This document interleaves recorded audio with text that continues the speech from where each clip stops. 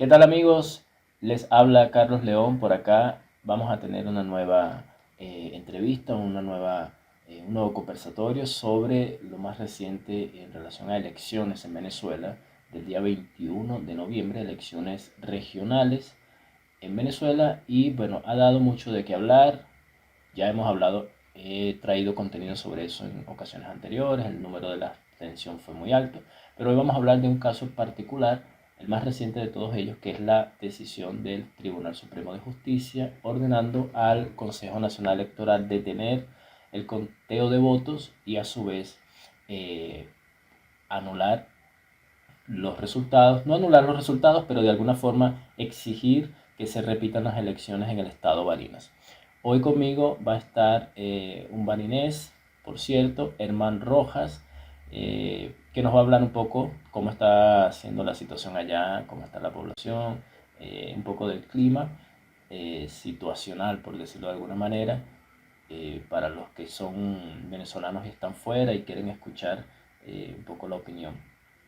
Germán, por favor, preséntate, cuéntanos a qué te dedicas, para que las personas también te conozcan.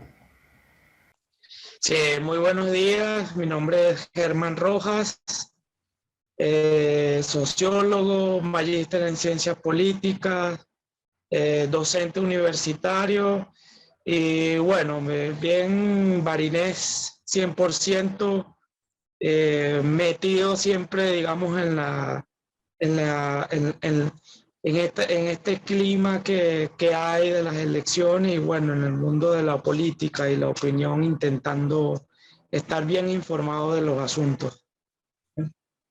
Excelente. Germán, fíjate que comentas que eres magíster en ciencias políticas y eres sociólogo. En las dos carreras ves el poder. Por la parte de la sociología, has estudiado el poder en diferentes espacios, ¿no? Organizacionales, el poder político, pero magíster en ciencias políticas y vives en un estado en el que por más de 20 años ha gobernado el chavismo. O sea, ¿qué opinión me das como un estudioso, digamos, preocupado por los asuntos sociales? Porque al decirme magíster en ciencias políticas, en verdad tengo que reconocerte que es una carrera que a mí me gusta. Pero cuéntame, ¿qué ha sido para ti estudiar dos carreras y ver en el día a día la perpetuación de una familia en el poder en Marina? No, te quiero hacer esa pregunta aquí intencional para provocar el debate. Sí, bueno, yo estudié magíster en ciencias, la maestría aquí en Mérida, que es una ciudad que aparentemente queda un poco lejos de Barinas, a 4 horas, pero en realidad es cerca. Nos queda un poquito lejos por la carretera, pues son Andes, son los Andes venezolanos. Y hay que recordar que Barinas es un estado llanero, pero piedemonte también, porque está bajando de los Andes venezolanos, lo que es Mérida. Cuando bajas por la carretera, lo que primero que ves es Barinas y la mitad de Barinas es piedemonte y la otra mitad es llano abierto, ¿no? Lo que uno llama sabana completa.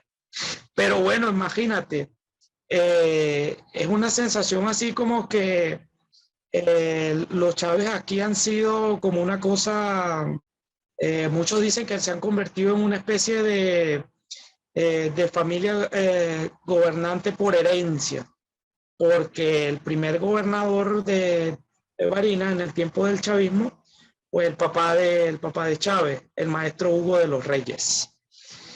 Y de ahí en adelante, el hijo de él, el que hace poco era el gobernador de Barinas, porque legalmente él renunció a la gobernación hace una semana, que es Argeni Chávez, fue el secretario de gobierno del maestro Hugo de los Reyes Chávez, que es el papá de Chávez, que era el gobernador de Chávez, el gobernador de Chávez y todos muchos Chávez en el gobierno durante 20 y pico de años, sobre todo a nivel de gobernación, sobre todo a nivel de gobernación. Y claro, Chávez han dominado el escenario público de Barinas, lo han dominado completamente, porque Chávez siempre mostró, digamos, bastante apoyo a su familia y bueno, eso ha dado pie a catalogar a Barinas como una familia gobernante, o sea, Barinas es una familia gobernante. Sin embargo, hay dos periodos así como que donde dos periodos, sobre todo muy recientes, los últimos 6 años, donde ya el poder de los Chávez venía mermando, venía mermando. Ya lo vamos a ver más adelante. Así es. Fíjate que me llama la atención que comentas la percepción o lo que con el tiempo se ha construido, que es una familia gobernante por, por herencia, yo creo más bien que por decreto. Y te quería preguntar, ¿en verdad es así? O sea, el barinés eh, ha asociado tanto el hecho de la familia vinculada a la política, en este caso los Chávez, a que en cada proceso electoral se sabe que va a ganar la familia Chávez. O la gente, no sé, no se acostumbra a que no gane un Chávez ya. Yo creo que eso fue así hasta que Chávez estuvo vivo. Eh, y yo creo que y aproximadamente 2 años después, hasta el 2015, porque también, digamos, la crisis, esta es una crisis que, bueno, esta crisis de devastación económica y de conflictividad política enorme que hay en el país, mermó también muchísimo el poder de los Chávez en Barí. Lo mermó muchísimo. E incluso hay que recordar una cosa que, bueno, el poder de los Chávez en Barina se extiende no solamente en el mundo de la política también, incluso en el mundo del fútbol también, porque el presidente del equipo de fútbol en Barinas, que es el Zamora Fútbol Club, eh, hasta hace poquito tiempo era Adelis Chávez, perdón, hermano de Argeni y hermano del fallecido presidente Hugo Chávez. Entonces, eso hay que tenerlo en cuenta. Digamos, ese es uno de los personajes de los Chávez que tienen mayor aceptación en la sociedad, digamos, barinesa, porque, bueno, había sido un hombre de fútbol toda la vida y además hay que reconocer gerencialmente con el equipo de fútbol hizo un trabajo muy bueno. Y bueno, es necesario también recordar el poder social del fútbol, que es importante, y ese es un dato que hay que también tener en cuenta. Buen detalle, en verdad, yo no, te juro que no sabía, no lo sabía. Bueno, vamos a entrar en el tema, Herman, vamos con la primera parte y es que me comentes un poco de cómo está la situación actual en el estado Barinas. Yo vi algo por allí buscando información en las redes. Superlano, Freddy Superlano parece ser que evalúa o cree que es viable que en las próximas elecciones se postule su esposa, algo así estuve leyendo. Eh, Tú por allá que has escuchado en relación a eso, ¿cómo crees que si la gente va a apoyar, si la gente va a confiar incluso en votar? Porque la gente salió a votar confiando en que iba a ganar Superlano, ¿no? Y el que votó creyendo en que iba a ganar, eh, pero bueno, cuéntame qué has sabido tú de eso. Ayer en Barinas, en la ciudad de Barinas, en la capital, hubo un acto donde participó incluso Juan Guaidó, y se confirmó que la candidata por la Mesa de la Unidad Democrática para esta repetición de las elecciones del 9 de enero va a ser Aurora de Superlano, que es la esposa de Freddy Superlano. La victoria, digamos, de Superlano para muchos fue un poco sorpresiva y por lo menos, digamos, hay una cosa que está muy clara, es que el gobierno no se esperaba una derrota electoral en Barinas, no se la esperaba, y creo que una de las mayores causas de esa derrota electoral ha sido la abstención. Obviamente, desde el punto de vista electoral, la abstención le pasó mucho factura. La participación en Barinas fue del 45%, ¿no? 45%, eso es poquísimo, eh, tomando en cuenta las elecciones pasadas. Y eso le pasó factura también al gobierno. Y esa derrota puede decirse que es sorpresiva. Y bueno, desde el mundo de los actores políticos, frente a esta situación un poco, digamos que medio enrarecida, porque enrarecida porque todavía no se sabe quién es el candidato del PSUV para las elecciones del 9 de enero. Hoy el presidente Maduro dijo que hoy va a ser el anuncio formal de la elección. Aquí en Barinas se especula, puedo comentarte que aquí en Barinas se especula que el candidato ahí, del PSUV está entre Jorge Arraza e Iris Varela. Esos son los dos candidatos más fuertes que suenan para tomar la candidatura del PSUV. Vamos a esperar a ver qué se anuncia hoy al final del día. El presidente Maduro va a hacer ese anuncio. ¿Cómo está el clima? Bueno, yo creo que ahora hay un clima más calmado. Hasta la semana pasada hubo un clima así, de expectativa y sobre todo posibilidades de que se generaran hechos de violencia como lo vivió en Barinas en el año 2017. Pueden buscar en internet las protestas del año 2017 en Barinas, que se llamaron las guarimbas del 2017. Fueron una cosa terrible, muy mala para la sociedad, para el Estado, pero políticamente fue un hecho realmente nunca visto en la sociedad barinesa, nunca visto. Y bueno, se generó ese clima de posibilidad. Incluso el gobierno también amenazó judicialmente a Superlano, a la Mesa de la Unidad Democrática, con tomar represalias si se generaban hechos de violencia parecidos a los del 2017, porque en el año 2017, que digamos, Superlano, él venía, digamos, siendo la figura más, el liderazgo más fuerte de la oposición en Barinas, sobre todo ligado a lo que es hoy la Mesa de la Unidad Democrática, y él era el liderazgo y la cara visible de la oposición. El liderazgo en toda Barinas fue en ese año 2017, año de las protestas, y el gobierno estaba, digamos, utilizando esa, esa experiencia, ese antecedente para amenazar judicialmente a la Mesa de la Unidad Democrática y sobre todo el liderazgo de Superlano. Eso es una de las cosas que más le preocupa, digamos, al gobierno, el liderazgo de Freddy Superlano, eh, por ser digamos, una cara visible o un líder ligado directamente al sector de Leopoldo Voluntad Popular, que es Leopoldo López y Juan Guaidó.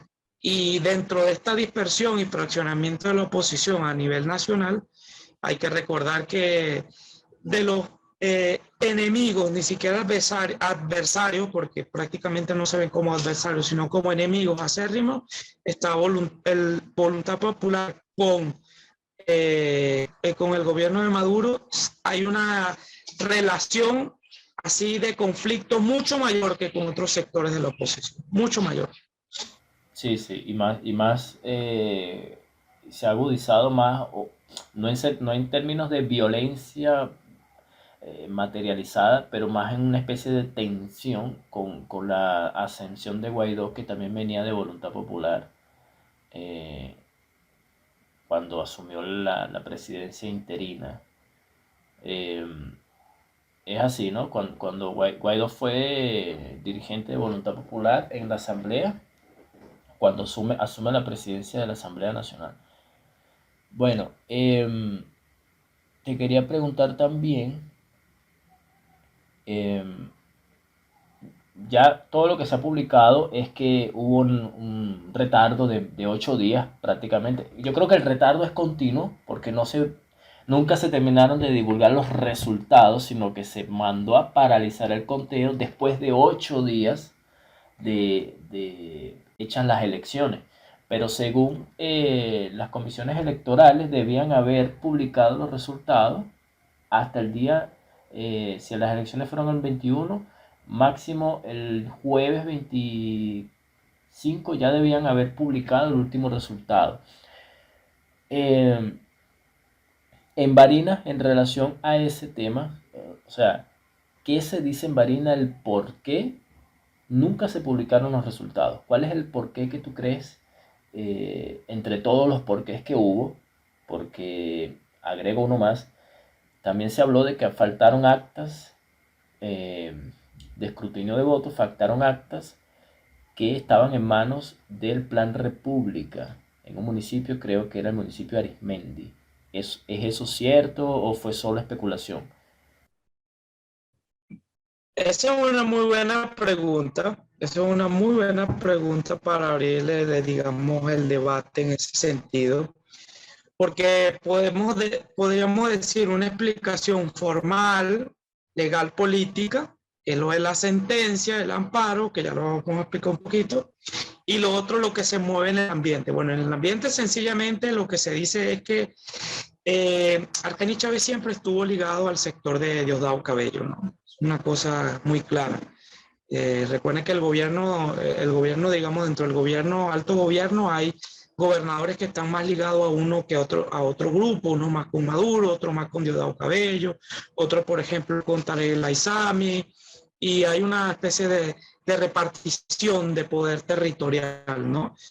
Eh, y lo que se dice, bueno, como Barinas siempre estuvo más ligado a Diosdado Cabello, Iribarren estaba aquí, lo que se decía en la calle, la gente era que los militares que controlaban la gasolina habían escondido las actas, otro que Diosdado Cabello había mandado parar el conteo, eh, otro que Diosdado Cabello había mandado a la Junta Regional Electoral, que depende directamente de la Junta Nacional Electoral, de CNE obviamente, pero que había dado subterfugiamente, había mandado a parar el conteo y a no proclamar el candidato que era Superlano, porque no le favorecían los resultados. Eso era lo que se escuchaba en la calle, es importante. Independientemente de que fuera verdad o no fuera verdad, eso era lo que se escuchaba en la calle. Esos eran los principales escenarios. Y bueno, en sentido, digamos, lo que pasó fue una cosa inaudita, porque incluso cuando sale la sentencia, sale 8 días después, como tú bien lo mencionas, la sentencia del TSJ, de la sala electoral del TSJ. Y la sentencia lo que habla es de paralizar adjudicación, proclamación del resultado electoral. Pero ya la totalización, a las horas que sale la sentencia, sale como eso a las 4 o 5 de la tarde, la totalización el CNE ya la había hecho, la Junta Nacional Electoral ya la había hecho, y eso lo explicó bien el rector Roberto Picón del CNE, porque ya las actas, 3 actas que faltaban, dos manual y una en digital, faltaban del municipio de Arismendi, ya estaban en el CNE y ya las habían totalizado, ya las habían contado. Y bueno, la diferencia de votos a favor de Superlano fue 130 votos. La diferencia de votos a favor de Superlano. De todo el estado. 130 votos. Eso es prácticamente, pero en todo el estado, extremadamente mínimo. Y bueno, Arismendi es un estado, te digo, Arismendi es un municipio del estado Barinas, pero extremadamente alejado. Yo he ido solamente 2 veces al municipio de Arismendi y te digo que uno llega más cerca al municipio de Arismendi por Portuguesa, por Guanarito o por Guárico, que por Barinas, porque el municipio es realmente lejano. Y yendo desde Barinas, te digo que gran parte del camino es fluvial, es por el río porque casi que carretera no hay, solo por algunos tramos. Hay gente que ni siquiera, que vive en Barinas toda su vida y no logra ir al municipio de Arismendi, por lo lejano que es. Y eso también, sin duda, eso también influyó.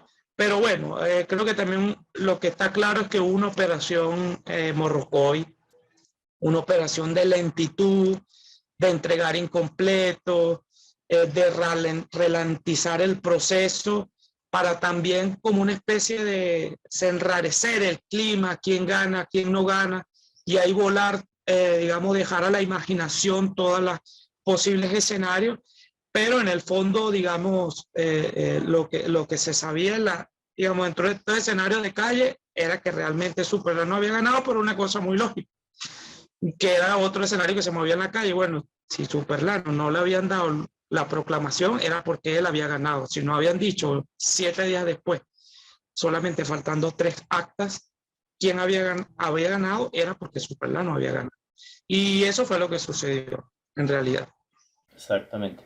A todas estas, para quienes no saben al final, porque hay mucha gente en América Latina a veces dice, bueno, pero no se divulgaron los resultados, se asume entonces, la hipótesis en el aire es que entonces ganó la oposición, pero al final el Tribunal Supremo dice, a pocas horas de que el CNE divulgara entonces o cerrara las actas, dice, bueno, entonces todo estaba confabulado desde un principio, porque al final la sentencia lo que dice es que el candidato opositor tendría un expediente administrativo que no le permitiría ejercer un cargo público. O sea que la sentencia está como, está como redactada para asumir que en efecto él había ganado, pero que inmediatamente no podía asumir ese cargo público, ¿no? Es como que la parte de la sentencia no deja espacio a la duda y luego el CNE viene y confirma que ese porcentaje, aunque mínimo, de 130 y algo de votos, creo que comentaste, eh, le daba la victoria a Superlano. Entonces, aquí cierro la primera parte de la entrevista porque comento que gran parte de la desconfianza a nivel nacional al sistema electoral y por ello está la abstención tan alta, una abstención de más del 55% de todo el país, eh, se debe a cosas como esta. Si ese candidato estuviera incurriendo en algún hecho de corrupción o siendo investigado por hecho de corrupción en el pasado, no debió haberse permitido la candidatura, porque se evalúa, esas cosas se evalúan cuando la persona presenta la candidatura, se revisa el expediente y la persona comienza a participar en sus elecciones. Aún más porque Superlano, como comentaba Germán, era una de las personas más representativas por la Mesa de la Unidad en el estado Barinas desde hace mucho tiempo, ¿no? No es de estas elecciones, sino desde hace mucho antes, viene haciendo una especie de carrera política, una presencia en el escenario político muy vista. Entonces, era ya un sujeto para ser investigado si tenía algún expediente o alguna irregularidad administrativa. Bueno, entonces, la desconfianza que tenemos en general los venezolanos hacia la eventualidad, hacia la transparencia del sistema nacional electoral o el Consejo Nacional Electoral es ante los espacios que se omiten y cuando se ven amenazados, porque yo te aseguro que si hubiese ganado el chavismo, si hubiese ganado Argeni Chávez, ellos no publican que Superlano tenía un expediente administrativo que lo inhabilitaba. No dicen nada, ¿me entienden? Lo omiten. Omiten eso, bueno, ya ganamos, ya que. Entonces, es el juego de doble espada, de doble arma, para beneficiar solo cuando ellos ganan. Bueno, vamos a mostrar, Herman, unos antecedentes para que las personas comprendan un poco por qué en Venezuela el Tribunal Supremo de Justicia intercede con mucha fuerza sobre el Consejo Nacional Electoral en procesos electorales a través, por supuesto, de su sala electoral.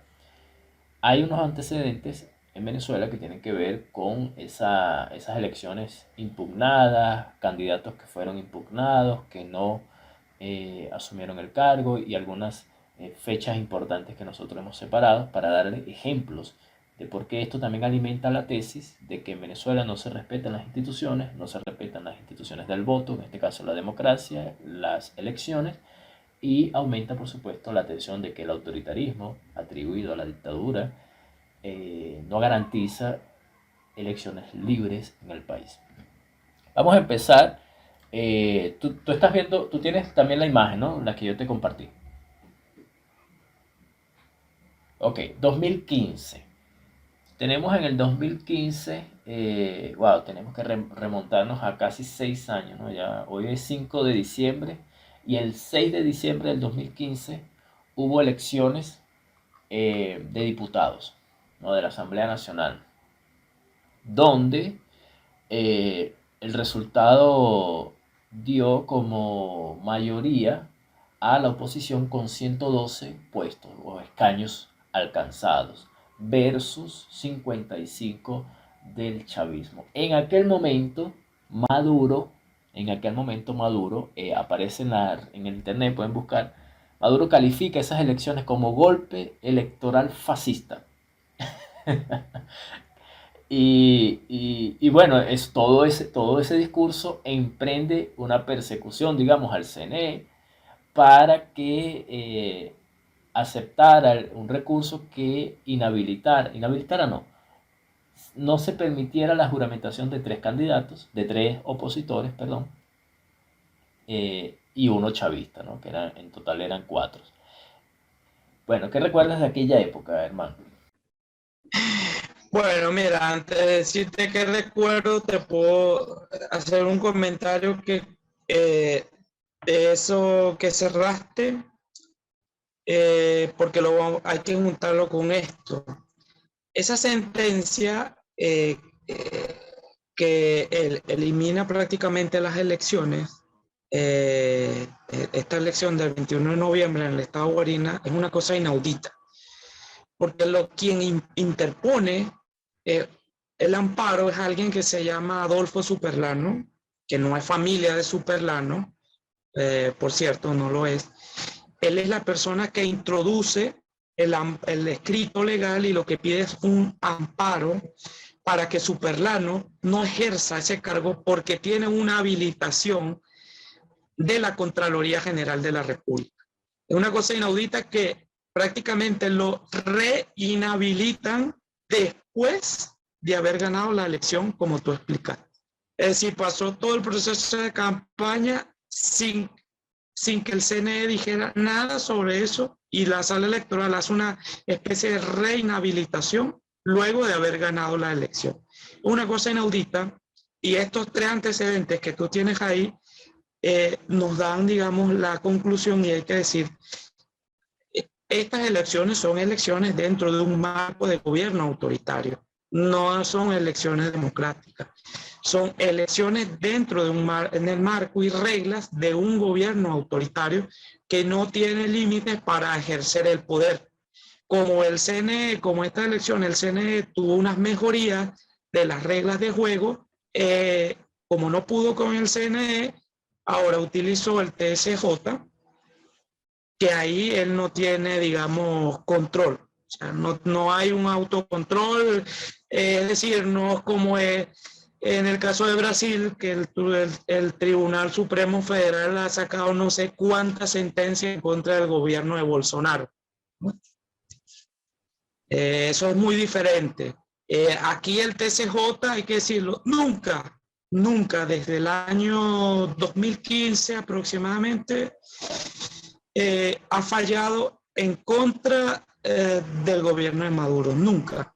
Incluso hay algunos que dicen, estudiosos de la materia constitucional, que el TSJ, del derecho constitucional, el TSJ ha reescrito la Constitución a favor del Ejecutivo en función de las necesidades que tenga ese Ejecutivo, amparándose en una disposición legal que sí tiene la Constitución, que es una especie de interpretación final del TCJ. El Ejecutivo lo que ha hecho es, con el favor del TCJ, que es totalmente controlado y cooptado por el Ejecutivo, reinterpretar la Constitución. No solamente artículos, sino varios artículos, y prácticamente ha reinterpretado la Constitución. Y eso es porque estamos en el marco de un gobierno autoritario donde el Ejecutivo no tiene límites del poder. Y eso sucedió con esa sentencia, que es lo más inaudito. Reinhabilitar a un candidato después que ganó la elección. 2015 es una cosa parecida. ¿Por qué? Porque en el 2015 saca una sentencia utilizando el argumento de que hubo compra de votos en el estado Amazonas, en donde según estuvo involucrado Liborio Guarulla, que era el gobernador de la oposición en ese entonces, y se suspendió la proclamación de esos 3 diputados de Amazonas, que era toda la entidad federal, todo el estado Amazonas, fronterizo con Brasil, se suspendió hasta tanto no se aclarara a través de una investigación la supuesta compra de votos en ese estado. Y así la oposición perdió de 112 diputados, que era la mayoría absoluta, que le permitía hacer cambios más drásticos, llegó a 109 diputados, en donde no podría aprobar leyes orgánicas, según la Constitución, obviamente, y hasta el sol de hoy, hasta hoy, esa situación no se resolvió jurídicamente. Es decir, básicamente fue una estrategia para quitarle la mayoría calificada a la oposición. Otra vez la sala electoral y el TSJ sobrepasando por la voluntad popular. Exactamente. Esto va a ser un hilo conductor a partir de allí porque con la suspensión de suspende la proclamación de estos diputados, el Tribunal Supremo, esto va a conducir a otros hechos en Venezuela inmediatamente en el 2016. ¿Qué se esperaba? Con la mayoría absoluta, en este caso con los 112 que la oposición había conseguido, podía emprender cambios o promover cambios, impulsarlos también en Venezuela, porque tenía la mayoría del Parlamento, de la Asamblea.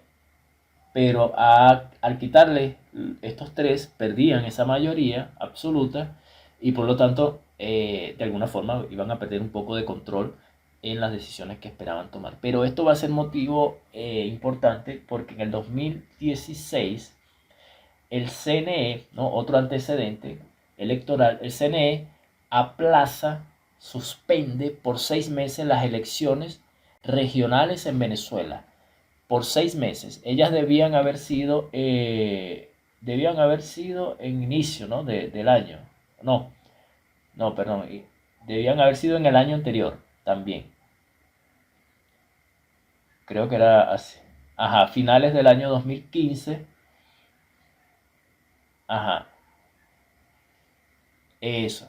En finales del 2016, es decir, un año después que la oposición gana la asamblea, debían haber sido las elecciones, pero llega el CNE y dice las vamos a poner para primer trimestre del 2017. Eso es lo que ellos, finales del primer semestre del 2017, perdón.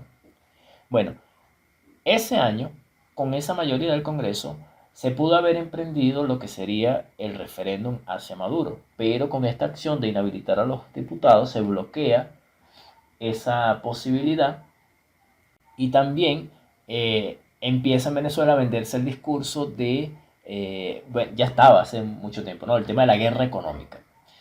Y yo rebuscando por allá en internet, buscando los comentarios, encontré uno que decía que fuentes del chavismo decían que realmente el motivo de aplazar las elecciones era porque se esperaba que hubiese un aumento en los precios del barril de petróleo y con ello pudiera haber una recuperación parcial o significativa en el país, en el efecto económico, y eso pudiera darle aire para las campañas de gobernadores, lo cual no ocurrió, no hubo recuperación del barril de petróleo. Bueno, entonces tenemos otra acción del CNE, que sería no llamar a las elecciones. Esto es importante, el Consejo Nacional Electoral era el responsable por llamar las elecciones en el país. Inmediatamente en el 2017, marzo del 2017, es decir, ya estaba avanzando como la mitad de ese semestre que el CNE había pedido. Bueno, el Tribunal Supremo en el 2017 asume las funciones legislativas de la Asamblea. Esto a través de dos sentencias, la 155 y la 156, que lo resumo aquí brevemente. Aquella sentencia, la del 155, le quitaba la inmunidad parlamentar y al mismo tiempo le permitía o facultaba a Maduro de asumir medidas civiles, económicas, militares y penales, administrativas, políticas, jurídicas y sociales. O sea, le dio poderes plenipotenciarios a un presidente Y la 156 a su vez pedía o le daba entonces las facultades de la Asamblea Nacional, se las daba a la Sala Constitucional del Tribunal Supremo de Justicia. Es decir, arrancaban o le estaban arrancando todo el poder de ejercicio a la Asamblea Nacional que había ganado en el 2015, que era mayoritariamente opositora. Ellos le quitaban ese poder. Es decir, aquí esta parte de la Asamblea, decimos, lo de la Sala Electoral del Tribunal Supremo Electoral, decimos, de Justicia, perdón, que el Tribunal Supremo de Justicia terminó enviando las responsabilidades de una asamblea que fue legítima y popular, dándoselas a una sala electoral que el pueblo no votó por ellos, porque el Tribunal Supremo de Justicia son designados por la asamblea. Bueno, ¿qué recuerdas también de aquella época? Eh, Recuerdo, digamos, comentando en Barinas con varios amigos de diferentes tendencias políticas, que el gobierno de Maduro, ahí hay un año, digamos, de fractura. O sea, yo por lo menos creo que entre el 2013 y el 2015 el gobierno de Maduro intentó continuar y gobernar bajo el modelo de Chávez, ¿no? Y claro, eh, pero creo que ya a diciembre del 2015 no aguantó porque sencillamente dejó de ser mayoría. Dejó de ser mayoría y la legitimidad electoral, digamos, comienza a mermar. Y recuerdo que se hablaba mucho de que, bueno, el gobierno iba a suspender definitivamente las elecciones a cargo de representación regional por un buen tiempo. Y ahí es lo que tú mencionas, otra vez el TSJ, cooptado y controlado totalmente por el Ejecutivo, pasa por encima del CNE, que hay una cosa que hay que decir, en Venezuela el CNE, por lo menos dentro del marco constitucional, es un poder, tan poder como el TSJ o como el Poder Ejecutivo. No es en otros países de América Latina, que es una, digamos, como el caso de Argentina, por ejemplo, que es una oficina que depende del Ministerio de Interior y Justicia. Es un poder y claro, ese poder obviamente ya no está al poder, porque ahora, no, independiente en teoría, sí, y ya no es tal poder porque desde ese año 2000, no, diciembre del 2015, desde el TCJ se ha venido encargando de cortar, desmembrar todo el poder electoral. Incluso hoy en este 2021, que es medio se recompuso, el TCJ vuelve otra vez a seguir desmembrando la confianza que se estaba generando en el tema del voto. Pero se recuerda eso de la suspensión electoral y claro, con el TCJ, imagínate tú, se juega también a conveniencia, se manejan los tiempos electorales y Sí. llegó a ese nivel estrambótico, a esa locura, como tú dices, de casi que arrancar eh, la capacidad legislativa al poder legislativo que fue investido de la soberanía popular, es decir, de los votos de la gente y pasárselo al TSJ.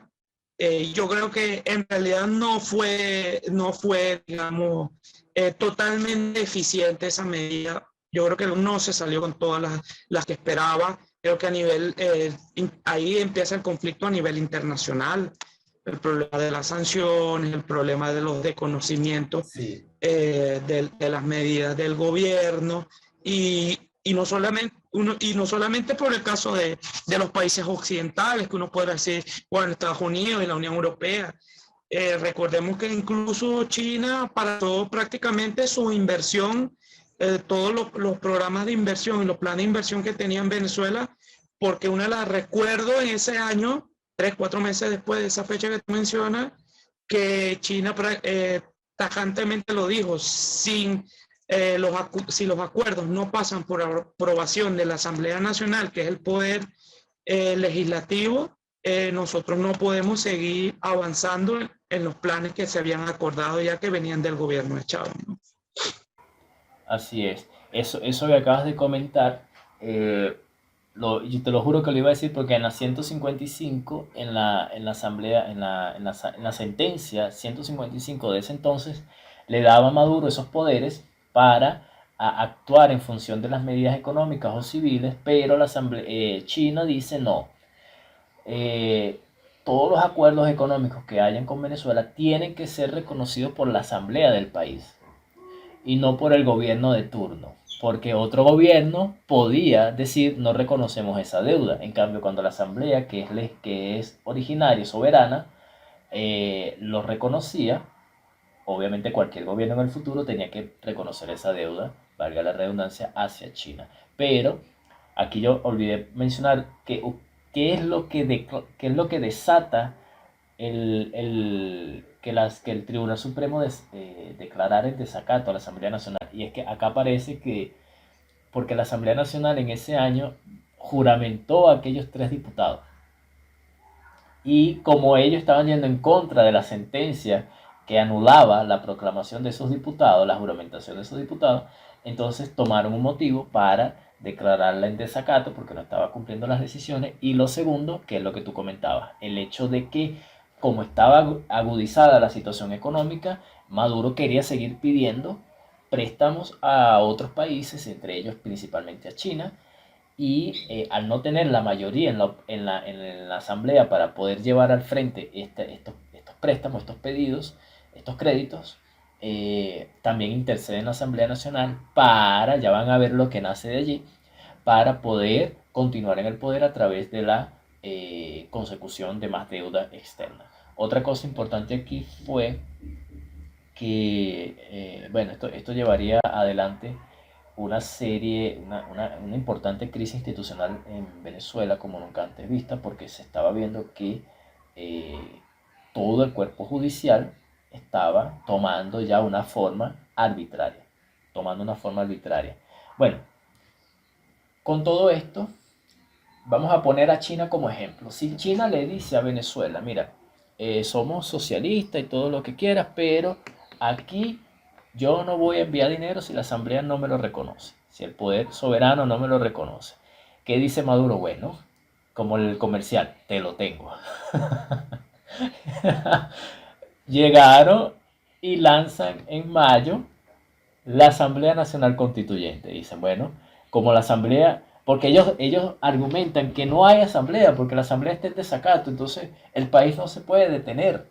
Hay que solucionar ellos llaman que la Asamblea Nacional Constituyente viene a recuperar el país, ¿no? Entonces ellos hablan que para enfrentar la guerra económica necesitamos una Asamblea Nacional Constituyente. Y bueno, de allí, bueno, escucho tus comentarios sobre ese asunto también. Eso es importante. Ese año 2017, sin embargo, era un hecho antes, en ese 2017, que es la sentencia del TCJ, esa que mencionaste, que le da poderes legislativos al Ejecutivo. Y ahí hay un periodo, digamos, ahí viene una ruptura dentro del mismo gobierno, una ruptura interna muy fuerte, que fue la fiscal Luisa Ortega Díaz. A raíz de esa sentencia, la fiscal Luisa Ortega Díaz rompe con el gobierno de Maduro y se genera esto que se llama, digamos, las guarimbas se generalizan en el país, que es donde está este hecho que yo te mencioné, de las guarimbas en Barinas. ¿Sí me escuchas bien? Sí, sí, te escucho perfectamente y gracias por traer ese último punto de la fiscal. Uh-huh. Y entonces, claro, se generaliza la guarimba. El gobierno de Maduro, ante la imposibilidad de acometer una estrategia de persecución judicial en contra de los manifestantes, unas muy válidas, otras un poco enrarecidas, porque la titular de la acción penal es la fiscalía, y la fiscal Luis Ortega Díaz no estaba obedeciendo literalmente las órdenes de Maduro. Ahí lo que ellos plantean, la única forma de remover a la fiscal, que es nombrada por la Asamblea Nacional, era tener un poder legislativo aparte, porque ya se estaba hablando que la fiscal iba a abrir un expediente judicial, ya tenía todo el expediente abierto, solo formalizarlo en judicial, penal, en contra de Maduro, y bueno, de Maduro, Cabello y el alto gobierno, y sale lo de la constituyente, que es una aberración jurídica, creo que nunca vista, o teníamos varias décadas en América Latina que no veíamos una aberración jurídica electoral de ese tipo, y sacan la constituyente que le servía para remover a fiscal y a otros funcionarios que a lo mejor tendrían la intención similar de la fiscal, y además de eso para sustituir a la Asamblea Nacional electa en 2015 por la votación mayoritaria de la gente. Entonces, la atrocidad está en que esas son elecciones de tipo corporativas. No fueron elecciones universales, directas y secretas. ¿Por qué? Porque cuando se convoca una constituyente, hay dos cosas importantes ahí. Las bases comiciales de la constituyente las dicta el Ejecutivo con el Consejo Nacional Electoral. Pero además de eso, bueno, es decir, las bases comiciales pueden ser, en este caso, como Maduro controlaba todos los poderes, podían ser lo que Maduro quisiera. Lo que Maduro quisiera, que fue lo que sucedió. Y además de eso, es una Asamblea Nacional Constituyente convocada totalmente, de una forma totalmente arbitraria, inconstitucional e ilegal, porque la Asamblea Nacional, la Constitución es muy clara que quien convoca la Asamblea Nacional Constituyente se convoca el pueblo a través de un sufragio o un referéndum consultivo para la convocatoria de la Asamblea Nacional Constituyente. La Asamblea Nacional, el Ejecutivo solamente tienen poderes para presentar la propuesta, es decir, lo que se llama en materia constitucional, es la iniciativa de la Asamblea Nacional Constituyente, no la convocatoria, porque quien convoca es el pueblo a través de un referéndum consultivo. Pero como eso no está totalmente claro en la Constitución, o por lo menos da interpretaciones, y como Maduro controla el TSJ totalmente a su conveniencia, eso también se eliminó o se obvió y se convocó sin un referéndum consultivo. Exacto. No tengo la constitución ahora en la mano, pero estoy casi seguro que también otro que puede convocar es la Asamblea Nacional con una cierta mayoría, ¿no? Con una mayoría, eh, podía convocar una mayoría calificada, pero que no es la absoluta. Eso. Entonces, yo recuerdo que en esa época yo estaba debatiendo con un profesor de la universidad esta situación, porque tú comentabas hace unos minutos el tema de que a la Constitución se la reinterpretó, algo que es inconstitucional, que se la reinterpretó para darle poderes jurídicos plenipotenciarios a Maduro, y también se la reinterpretó en estos hechos, en estos artículos, porque como había un vacío, una especie de... no es que haya un vacío, porque no podemos decir que haya un vacío, es que intencionalmente se apoyaron sobre confundir la palabra iniciativa con convocatoria para decir que Maduro tenía el mismo nivel que el Congreso Nacional, que la Asamblea Nacional o que el propio pueblo. O sea, que Maduro emanaba ese poder soberano porque tampoco había asamblea, ¿no? No había Asamblea Nacional para preguntarle a la Asamblea, a la mayoría calificada, si quería constituyente. Entonces, como ya el Tribunal Supremo le había dado esas facultades a Maduro, Maduro era a su vez el mismo poder legislativo. Entonces, es algo súper complejo, es algo, como tú dices, un asalto al poder desde el punto de vista de golpe de Estado, porque estás creando a bueno, realmente se creó un individuo con poderes supraestatales. O sea, ni siquiera el Estado no contenía todo el poder que Maduro ya había acumulado. Pero bueno, esto es histórico porque en mayo Yo tengo acá los meses. En mayo se hace el llamamiento a esta Asamblea Nacional Constituyente. Ojo, quienes vienen escuchando ya saben que desde el 2016 se debían haber hecho las de gobernadores y a esta altura de mayo no se habían hecho todavía las de gobernadores. En julio vienen las elecciones de esta Asamblea Nacional Constituyente y en agosto es juramentada, o sea, una elección express rápida. ¿Y qué hace inmediatamente la Asamblea Nacional Constituyente? Que queda por encima de todos los poderes, encima del Tribunal Supremo de Justicia, encima del Consejo Nacional Electoral. ¿Cuáles son las primeras cosas que toma? Llamar a elecciones de gobernadores. Y encima dicen, tiene que haber elecciones de gobernadores y los ganadores se tienen que juramentar ante la Asamblea Nacional Constituyente. Es decir, buscando legitimidad a todo vapor, ¿no? Claro, aquí viene otro gran problema. Yo me acuerdo que yo participé en hubo como una recaudación de firmas a nivel nacional por el no a la constituyente. Yo recuerdo, no me acuerdo qué día fue, pero yo me acuerdo que el CNE eh, no quiso darle continuidad a ese recurso. Bueno, Sí, sí, sí, sí, ya recuerdo. Lo que tú mencionas fue esta especie de el mismo día, que fue el mismo día de la elección de la Asamblea Nacional Constituyente, que fue una especie que fue a través de recolección de firmas, una manifestación de voluntad, eso como tú dices, para desconocer la Asamblea Nacional Constituyente y bueno, no recuerdo el nombre exacto, pero este actor político, María Corina Machado, lo menciona mucho, un acuerdo un acuerdo de salvación nacional, una cosa así, no el de ahorita, sino ya se venía hablando de eso. Pero sí, fue el mismo día o el mismo día, un día anterior, un día posterior no recuerdo exactamente, de la Asamblea Nacional Constituyente.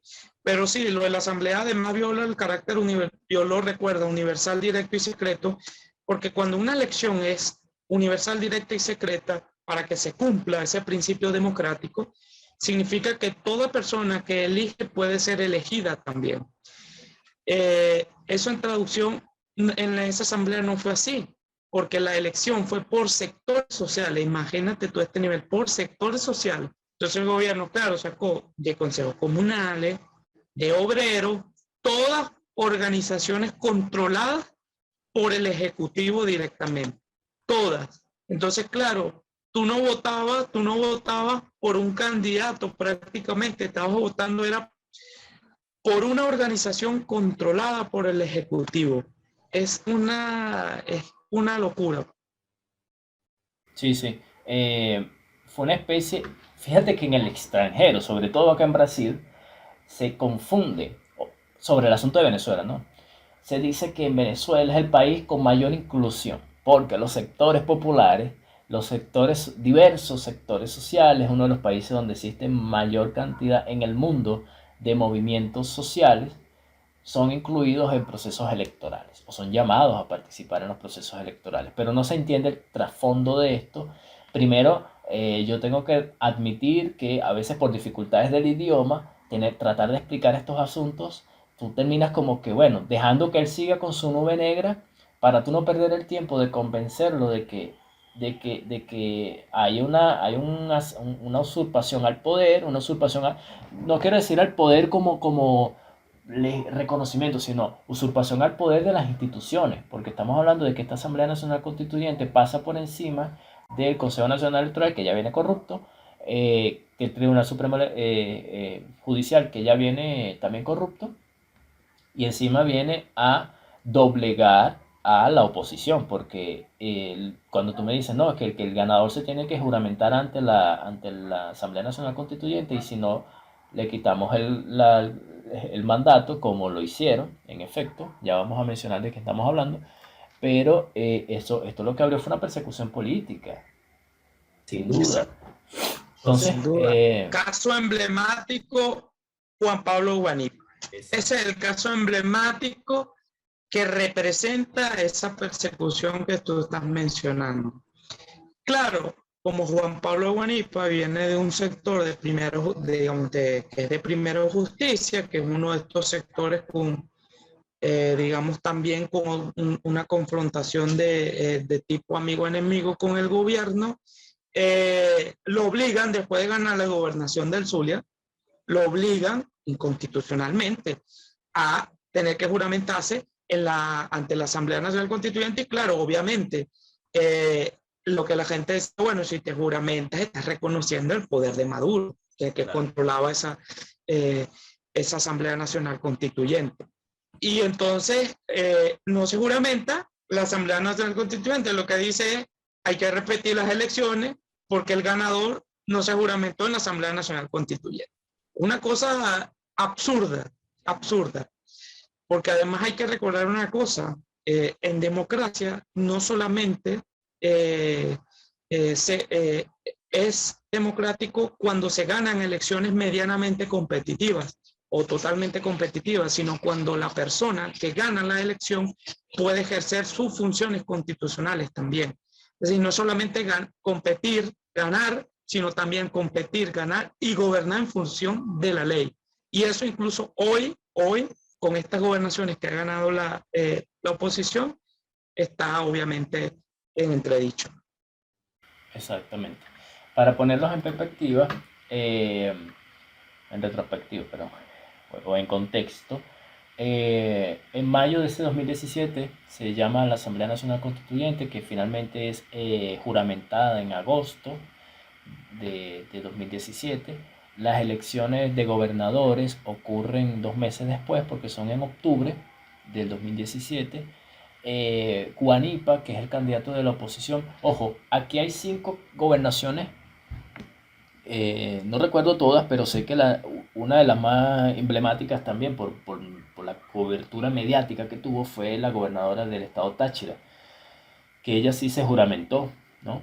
Eh, bueno, en total eran 5 gobernaciones que la oposición había ganado. Guanipa decide no juramentarse y los otros 4 sí aceptaron juramentarse.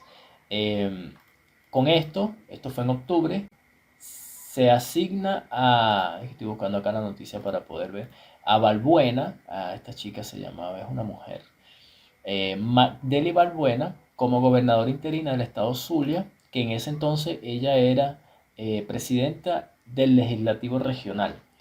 Y ella ejerció las funciones de gobernadora interina hasta que ocurrieron las elecciones en diciembre de ese mismo año, donde son entonces donde gana Argeni Chávez, no, Prieto, ¿no?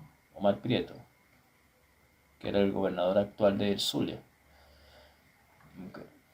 Bueno, después cualquier cosa yo confirmo, pongo acá en la pantalla si no era ese el ganador. Tengo la duda. Bueno, en fin. Entonces, Un dato interesante, ok, rápidamente, Carlos. Ese 2017, a raíz de las guarimbas, antes de la constituyente, como las guarimbas en Barinas fueron muy, muy fuertes, existía una gobernadora encargada, que era Zenaida Gallardo.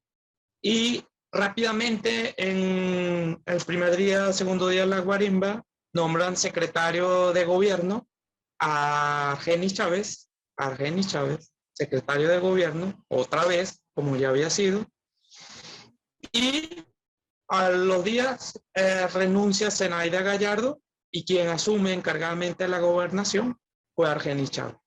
Hasta hace una semana que renunció, Argenis Chávez del 2017, primero como gobernador encargado y después ganando esa elección regional 2017 fue gobernador. exactamente. Bueno, todo este recorrido, digamos, histórico que decidimos Herman y yo hacer, eh, es para que ustedes comprendan 2 cosas importantes.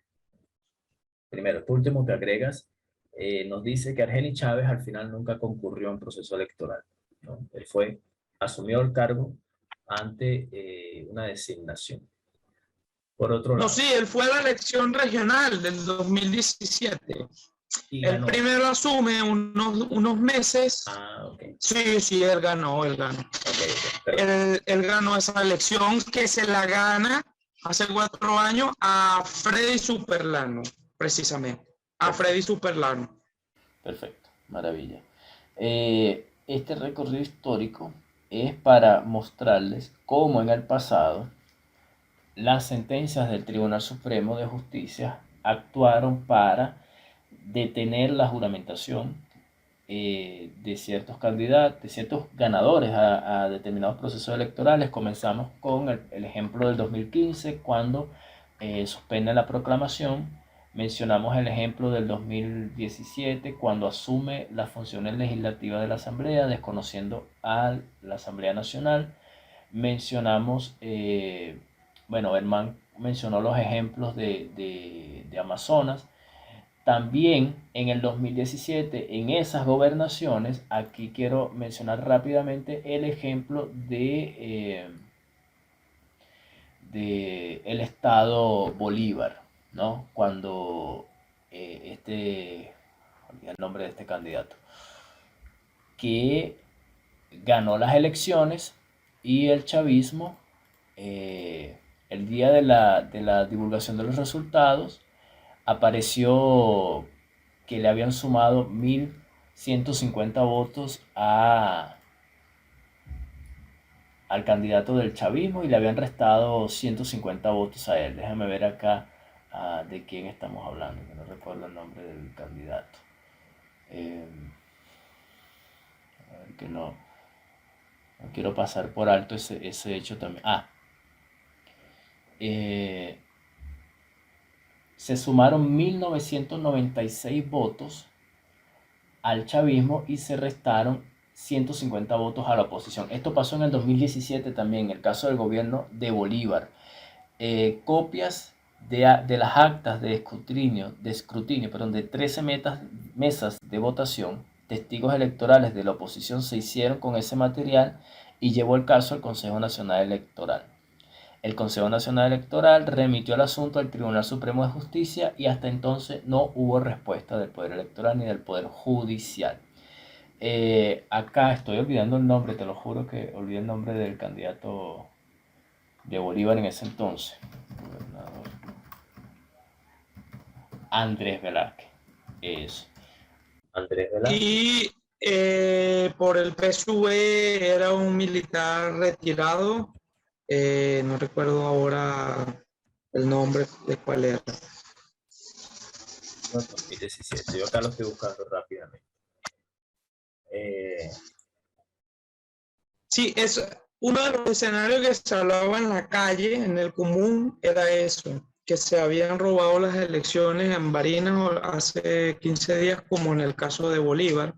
Eso era lo que decía la gente, claro, por el antecedente y porque dentro de estas 3 actas que faltaban, que por eso se retrasó el conteo, 2 eran manuales. Entonces, claro, se prestaba unas actas manuales en sitios muy, muy lejanos, donde seguramente no habían testigos de los partidos. eh, Obviamente eso se presta para manipulación también, ¿no? Y se pensaba que podía suceder eso. Bueno, recapitulando. El candidato en ese entonces del chavismo era Justo Noguera Pietri, que ya había ejercido cargos que tenían que ver con minería y industrias básicas y que ese estado siempre fue estratégico por el tema de los minerales. Y el de oposición fue Andrés Velázquez. Andrés Velázquez no dijo dijo no sé, con las actas demostró que había una alteración en los resultados, lo cual lo daban a él como ganador. Y que bueno, todo esto es otro ejemplo más de las veces que no fueron respetadas las elecciones en el país. Y finalizamos esta parte del Tribunal Supremo de Justicia para decirles que, como decía el tweet que, que compartió Eugenio Martínez, eh, Sala Electoral tiene 6 años resolviendo impugnación en Amazonas y 4 años la de Bolívar, pero dio resultado express en Barinas, ¿no? O sea, así, en una semana resolvemos ese asunto. Bueno, a conveniencia, exactamente. Em, Todo esto es muy triste, todo lo que está pasando a nivel institucional, porque dos personas, Herman y yo, que no somos autoridades de ningún poder en ningún país, tengamos que estar explicando estos asuntos porque en verdad existe mucha confusión y sobre todo existe mucho silencio. Se ha silenciado todo este asunto y parece ser que cuando sucede algo, como recientemente en Barinas, nos abruma tanta información que olvidamos que eso ya tiene precedentes, ¿no? Y que por eso cuando la abstención, que vamos a hablar de ella en este momento, cuando la abstención de un más del 55%, casi un 60% se habla en otras encuestadoras, eh, se alega de que el pueblo venezolano, más allá de que el candidato sea un mesías, está cansado del sistema electoral, no confía en los resultados. Bueno, eh, abstención como elemento. Tú, además, sociólogo, ciencias políticas, ¿qué crees? Yo abogo que la abstención es una especie de cansancio, la gente está castigando a la oposición, al chavismo y al sistema electoral. ¿Tú cómo lo ves? Sí, yo creo que tiene de eso, Carlos. Creo que la abstención es digamos, un fenómeno, muy, bueno, que viene dado por varias causas. La primera tiene que ver con la desconexión total de la clase política venezolana, la clase política toda. No está muy bien visto, digamos, los políticos, para decirlo en otros términos, hoy. La mayoría de la gente cree que defienden sus intereses de poder y económico y eso ha hecho, digamos, desligar a la clase política de la mayoría de los venezolanos.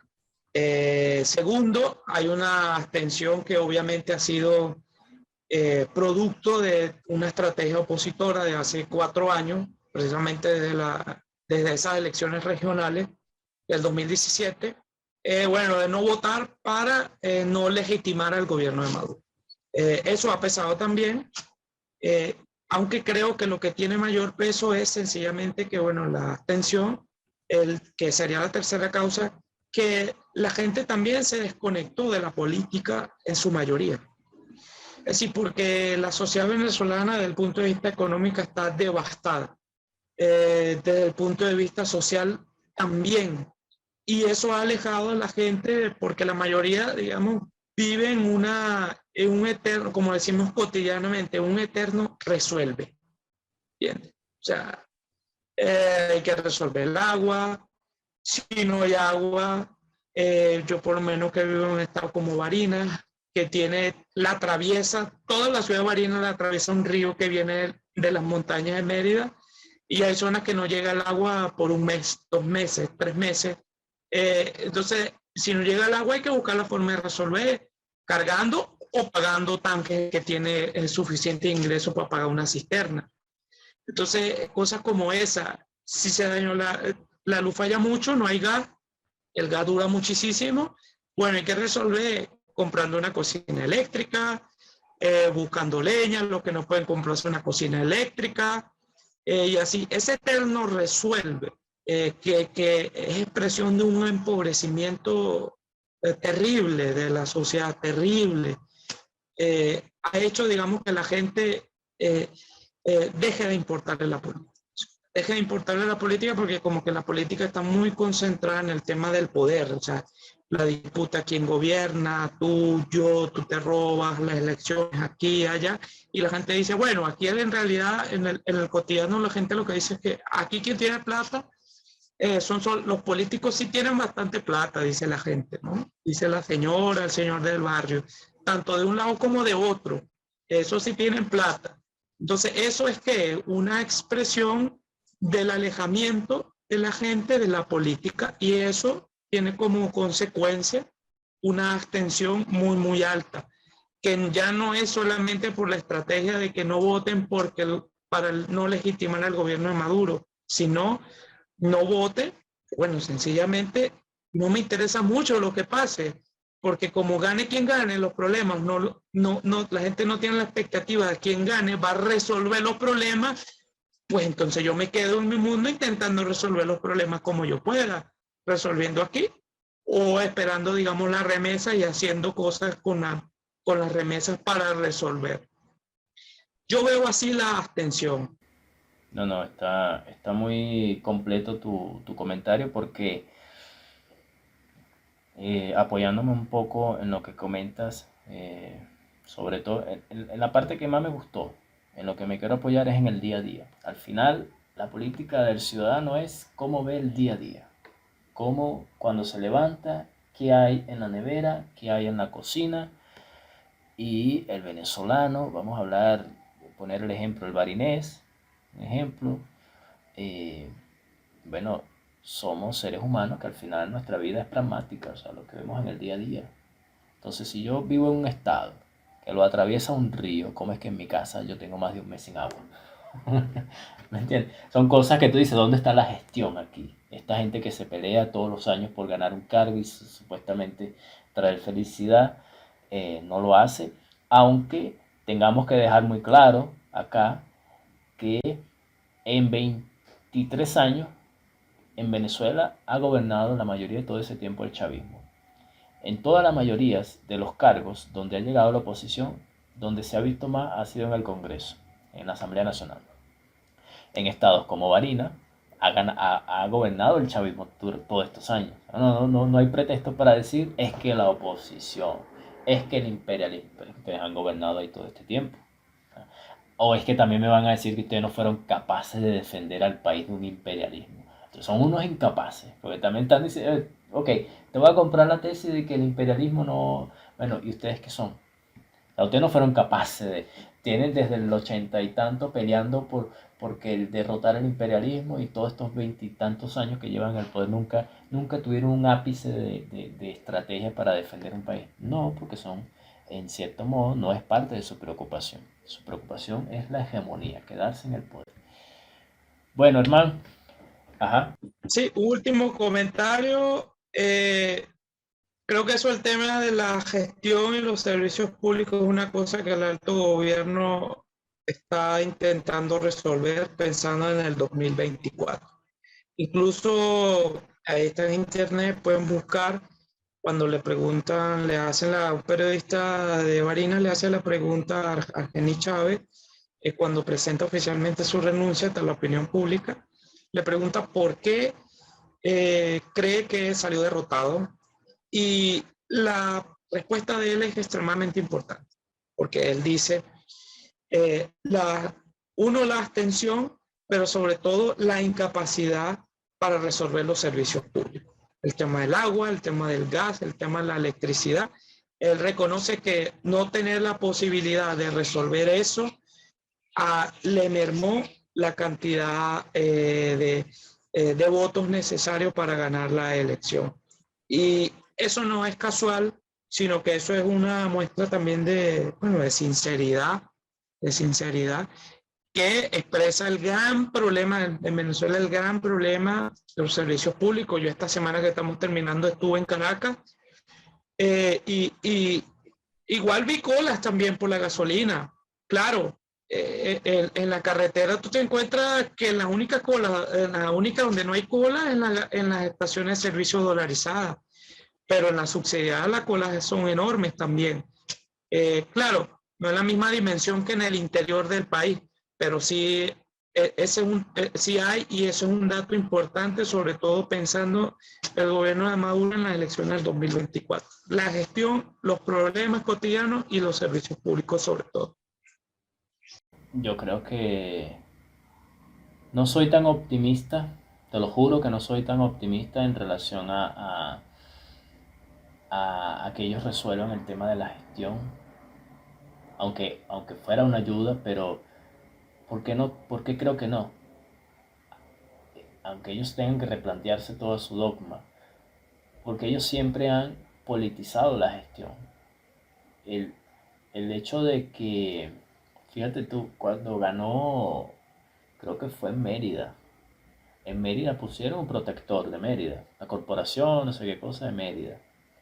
En, ajá, creo que en Aragua, ¿no? Hay otro estado, Miranda, creo que fue en Miranda también cuando gobernaba la oposición. Entonces, tú estás politizando la gestión porque también le quitas funciones al gobernador para tú apropiarte de ellas y la politizas porque es algo como 1984, el libro de George Orwell. Hoy, hoy estamos comiendo arroz gracias a nuestro gran hermano. Nuestro gran hermano eh, va a aumentar 200 gramos el chocolate de esta semana. Y estaba viendo un video en, en, en YouTube de un youtuber que fue a Corea del Norte y él dice que en los noticieros, en los periódicos, en las ediciones sale que el líder de Norcorea, o sea, que él publica en el Diario Nacional que el líder ha eh, previsto el clima de hoy y va a llover o no sé qué cosa. Entonces, se politizan los fenómenos. Entonces, la gestión, que es un perfil disciplinario, es un perfil de responsabilidad, de un cargo, es decir, hay un problema de agua. ¿Quién lo tiene que resolver? Los expertos. No es el discurso chavista el que defiende, el que resuelve el problema del agua. Entonces ellos quieren, no, es que nosotros tenemos que llamar a la gente de nuestro partido para que resuelva eso. Entonces no se va a avanzar hasta que ellos no acepten que son incapaces de solventar un tema tan básico, tan elemental para el mundo. Bueno, hermano, sí me gustaría cerrar esta parte de nuestra entrevista, que me des tus comentarios finales. ¿Qué crees que el venezolano debe saber sobre Mérida? No sé cómo quieras tú terminar tus comentarios finales, pero me lo puedes dar allí como a ti te parezca. Sobre Varina, perdón, me quedé con Mérida con lo de... Sí, sí. Bueno, mira, a nosotros, digamos, Barenas estuvo así como que en esta última semana en la etapa de algunos de los principales diarios eh, de América Latina. Eso por lo menos en Argentina, en Brasil, vi así como que sorprendido por el bastión. Bueno, imagínate Barinas apareciendo en el diario La Nación de Argentina, por ejemplo. Barinas apareciendo en Polia de Sao Paulo, imagínate. Y tiene que ver con esta importancia, creo que para estas elecciones que se van a repetir el 9 de enero, la competitividad no va a ser incluso tan buena como fue el 21 de noviembre. Creo que el gobierno va a poner más piedras en los zapatos de la oposición. Ya desde ayer, anteayer, están intentando atacar fuertemente esto del de los servicios públicos, trajeron una planta portátil para llenar gas, inauguraron una estación de bombeo para mejorar un poco el servicio del agua. Pero vamos a ver hasta qué punto el gobierno logra revertir eh, este mal resultado que tuvo y hasta dónde esta estrategia de, bueno, incluso la gente se habla de que ahora van a llegar muchas más bolsas de comida, vamos a ver hasta qué punto con esto le da para evitar el rechazo, sobre todo que había hacia la familia de los Chávez, pero indirectamente también es al gobierno de Maduro, indirectamente hasta el gobierno. Y bueno, vamos a esperar a ver cómo se desenvuelve estas elecciones. Ahora hay pausa por diciembre. Eh, Aunque sea pocas hallacas, la gente va a resolver. ¿Sabes cómo somos los venezolanos? Sí, Que sí, para nosotros la Navidad son las hallacas. Y luego de esa pausa veremos el ánimo de la gente, la abstención y eso. sin duda. Bueno, hermano, un placer, ¿verdad? Un gustazo también haberte escuchado, conversar y conocerte también. Bueno, que no sea la única vez. Vendrán, ojalá en enero tengamos un final más promisorio para Barinas y podamos reencontrarnos y volver a hablar de las expectativas que hay para el Estado. Bueno, un Muchísimas gracias por todo el apoyo y por la disposición sobre el tema, ¿ok? En verdad te lo agradezco mucho. Gracias, gracias, Carlos.